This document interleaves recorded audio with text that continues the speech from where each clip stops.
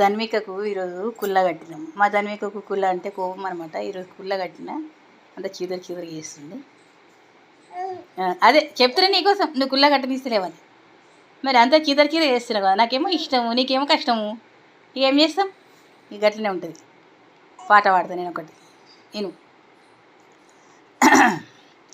రామలాలి మేఘ శ్యామలాలి తామరసనైన దశరథ తనయలాలి.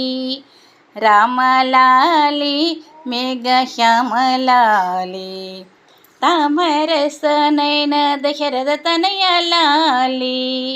బంగారు గిన్నెలోన పాలబువ్వారగించి, బంగారు గిన్నెలోన పాలబువ్వారగించి, మన్నెలా తింటివయ్యా చిన్ని గోపాలకృష్ణ. రామలాలి మేఘ శ్యామలాలి తామరసనైన దశరథ తనయలాలి.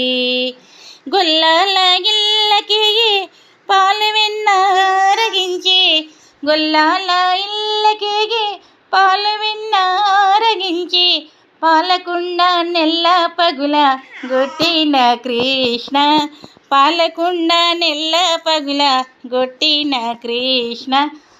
రామలాలి మేఘ శ్యామలాలి తామరసనైన దశరథ తనయలాలి.